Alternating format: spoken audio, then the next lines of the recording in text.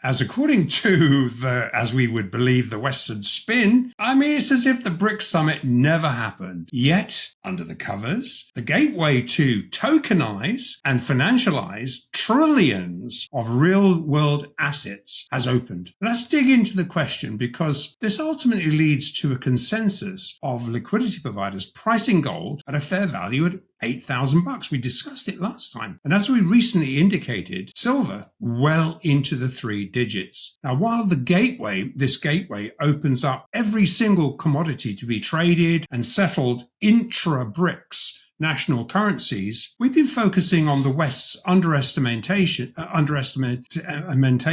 of the BRICS nations' ability to actually take full control of the gold-silver price-setting mechanisms. Andrew Maguire, a veteran bullion trader and market analyst, points to a significant piece of this puzzle. The BRICS nations are quietly building out a parallel financial system. Their goal isn't to replace the dollar outright, but to create a more multipolar framework, one where gold plays a central role in settlement and pricing. While this transition is flying under the radar in Western media, the infrastructure is taking shape fast. Maguire says BRICS is ditching Western pricing hubs, such as the CME and LBMA, and instead using physical supply-demand data. That shift puts them in control of pricing, not just following it, reshaping how precious metals are valued globally. A key feature of this architecture is the use of gold as a benchmark for settling trade in national currencies. It's not theoretical. BRICS has already begun implementing cross-border trade systems tied to gold, and the new development bank is reportedly building a sanction-resistant settlement platform backed by gold. This isn't a sudden development. These countries already control the vast majority of global commodity production, about 85%, according to Maguire, and they're using that leverage. At the same time, central banks have ramped up gold buying. The World Gold Council's 2025 Central Bank Survey found that more than half of respondents are now sourcing gold directly from domestic miners using local currency. That's a move away from dollar-based systems and another sign that gold is regaining its monetary role. Maguire points out that BRICS isn't trying to replace the dollar, but to de-risk trade by settling in national currencies backed by gold. This shift is already reshaping price discovery across key metals, and if it accelerates, Western pricing power could fade, making $8,000 gold and triple-digit silver a real possibility. Make sure to tune in for our expert analysis. Don't miss out on future content. Hit the subscribe button and turn on notifications to stay in the loop. Your support is greatly appreciated. As according to as we would believe, the Western spin, it's as if the BRICS summit never happened. Yet, under the covers, the gateway to tokenize and financialize trillions of real-world assets has opened. Let's dig into the question, because this ultimately leads to a consensus of liquidity providers pricing gold at a fair value at $8,000. We discussed it last time. And as we recently indicated, silver well into the three digits. Now, while this gateway opens up every single commodity to be traded and settled intra-BRICS national currencies, we've been focusing on the West's underestimation of the BRICS nations' ability to actually take full control of the gold-silver price-setting mechanisms, and how, through the formalizing of the financial infrastructure to support a sufficiently liquid global settlement process, the CME, LBMA will increasingly become price takers, not price makers. And this is happening under our noses. And we will see, as we'll see, this is actually central bank driven. And so responding to Trump's warning to the BRICS so-called war on the dollar, let's start by looking at what Russian Foreign Affairs Minister Sergei Ryabkov reiterated yesterday. And basically he said, no one in the BRICS community is raising the issue of replacing the dollar. The alternative is to switch to settlements in national currencies. That's the path we're taking with BRICS. So really, you've got two different views here. Now, what's being missed by the dollar hegemons?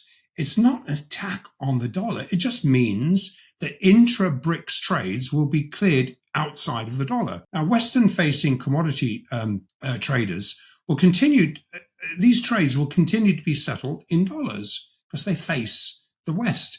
But, and a very, very big but, the price will be influenced by the BRICS nations' physically determined supply-demand prices. And this will be most evident in the real supply-demand pricing of commodities that are also crossed against global-facing foreign exchange markets, of which gold, silver, platinum, and palladium are crossed against. Obviously, not all commodities.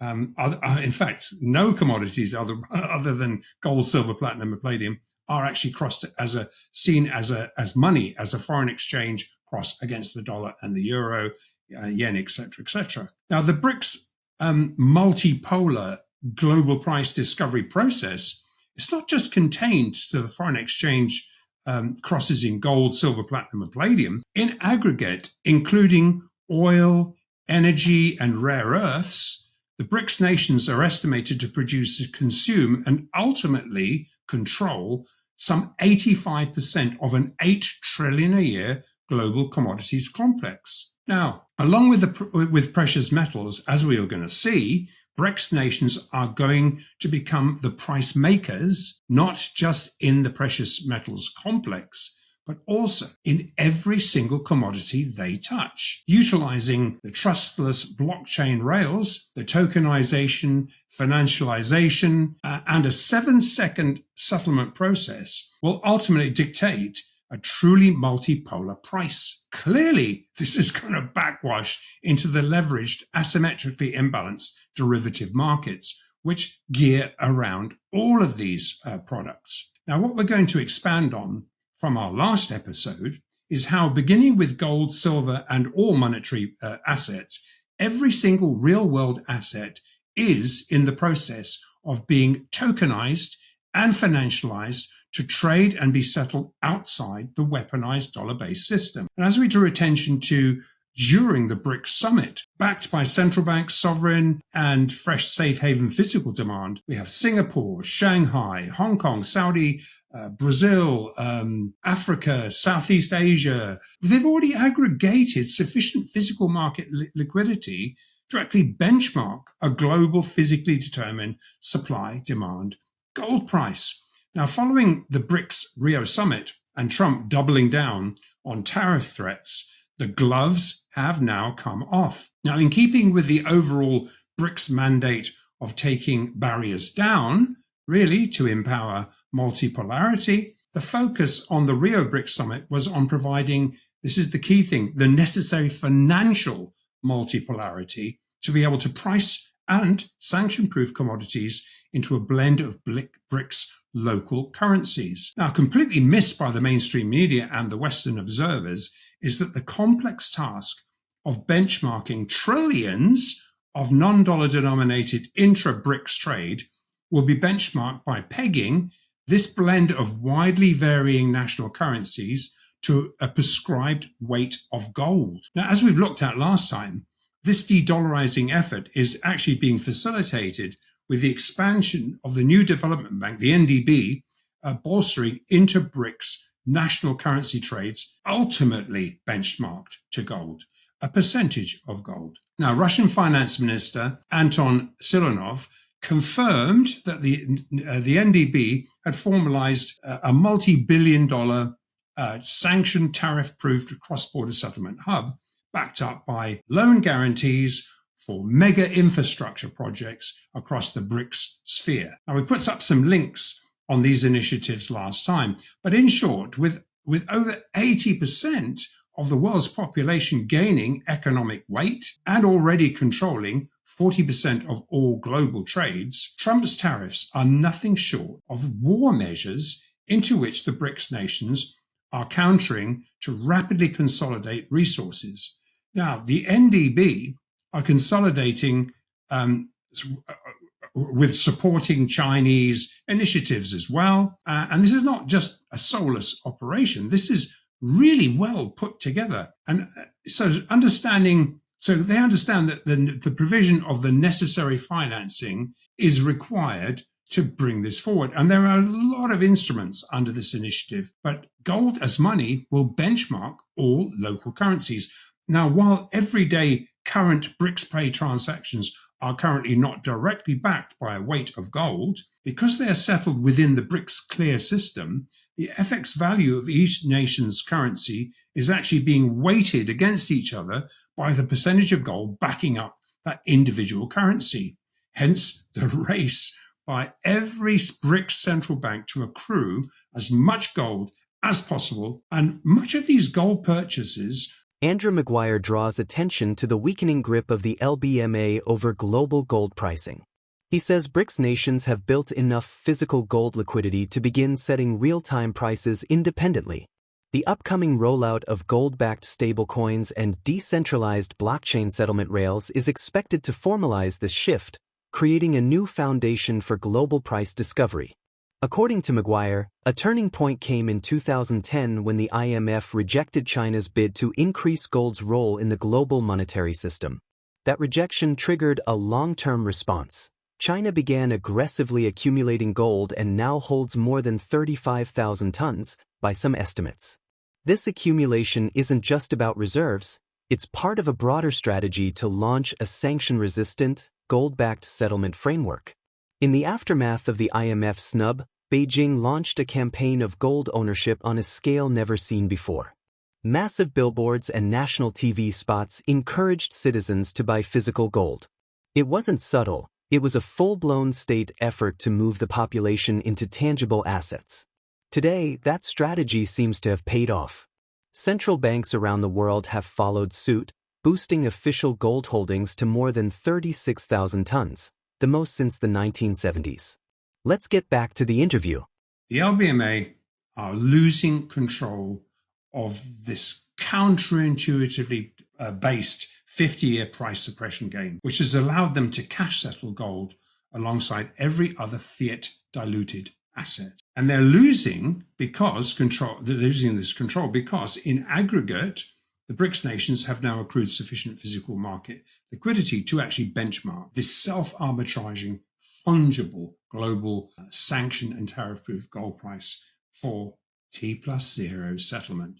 We're talking instantaneous settlement. So in sync with the NDB rollout, China's cross-border payment system, the CIPS, already interconnects with 4,900 banking institutions, and it's growing by several every day. Now, the CIPS settlement platform actually overtook SWIFT transactions in April. I thought it was May, but it was April.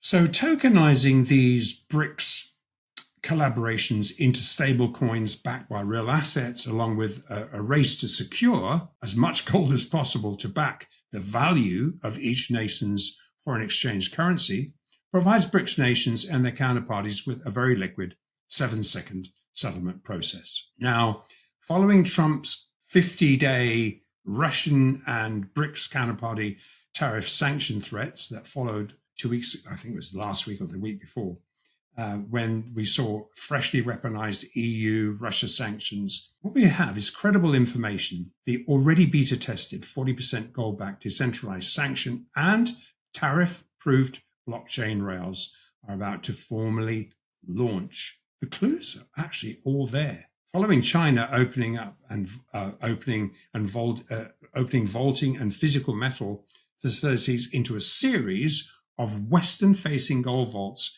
and settlement hubs where it can be moved across the floor and delivered T+0, as we've been tracking ever since the IMF refused China's offer to buy its share of the 400 tons of IMF gold. Remember, that was back in 2010. And you remember that they put up 400 tons of gold for sale. India was allowed to take half, 200 tons, but Beijing's bid to take the remaining 200 tons at the current price was then about $1,000 was absolutely blatantly refused. So China went on the offensive against the West. That was really the pivotal moment where China moved in against the West. And as we tracked at the time, that remaining 200 tons was sold into the market as part of the 50-year gold capping mandate. In other words, we saw time and time and time again over the years gold being sold into the marketplace or leased into the marketplace. So this was a way of continuing that game. Now, it's no coincidence, though, that this was when China pushed back at the West by opening its gold market to its citizens.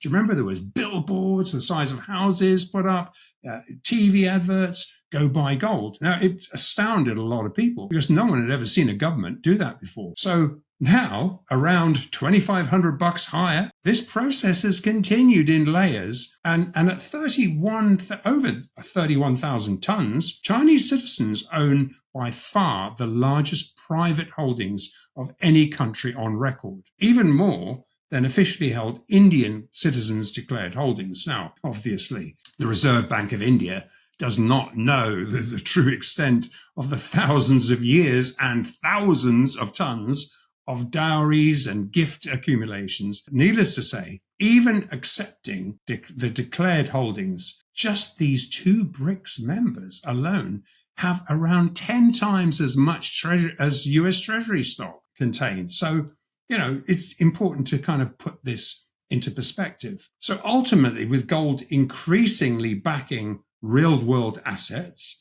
the US administration has two choices: head into a losing head-on battle against the global majority, or revalue gold to compete. Well, it's pretty clear they're going to have to take the latter option. China stepped up the gold buying ante in February. If you remember, in February, they mandated Chinese insurance companies to divest billions of US treasuries and dollars into backing 1% of their 43 billion of pension assets into gold, a process that has only just really begun and on its own would have been sufficient to drive the gold price above 4,500 by the fourth quarter. But we've got reliable information that this percentage increased to 2% in June, which equates to over 25% of all global mine supply. And word is this is ultimately going to rise to 10% or 4.3 billion in 2026. Now, it's no coincidence that the very large unreported 400-ounce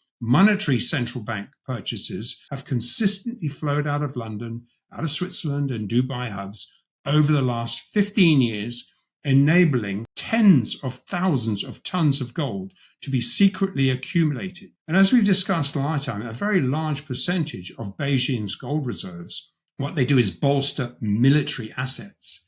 And as such, real gold assets are as closely guarded a secret as weapon systems and strategies. So this odd 2,900 tons they talk about is window dressing. This is why official reserves do not include unreported BRICS, primarily Russian, Chinese, and Saudi, 400-ounce monetary gold accumulations, which also picked up significantly in March 2022. Not including what is secretly held by the Chinese generals, empirical evidence suggests that in aggregate, including this 2,292 tons of officially reported gold, Beijing has salted at least 35,000 tons of gold inside the state-held banks. And this is why we drew attention to the probability that into the very real threat of a US-China South Seas China-Taiwan war, should Beijing need to actually bolster their gold reserves, as we saw in the trial ballooned 2023, we covered this in an episode back then,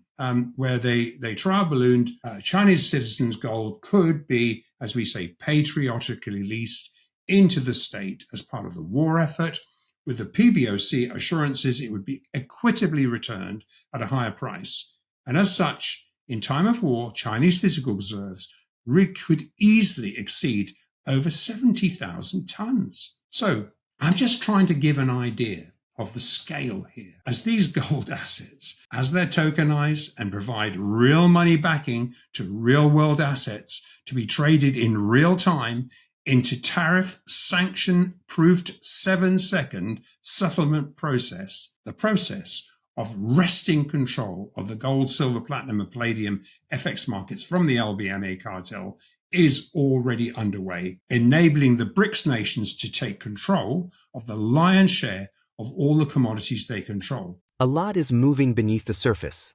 What initially appeared to be isolated gold buying or regional trade adjustments now fits into a much larger structure that is quietly taking shape. It's not a war on the dollar, it's a strategic retreat from dependency. These emerging coalitions aren't just stacking metal for insurance, they're rewriting the operating code for global settlement. When pricing shifts from futures to vaults, and trust shifts from credit to weight, the entire financial landscape changes. Western institutions may still steer headlines, but they're losing their monopoly on the rules. So here's the real question. If value is once again being defined by what can't be debased, how long before the world starts pricing everything through that lens? Share your perspective in the comment section. If the video resonates with you, join our community by subscribing to our channel and enabling notifications with the bell icon. Thank you for being a part of our community.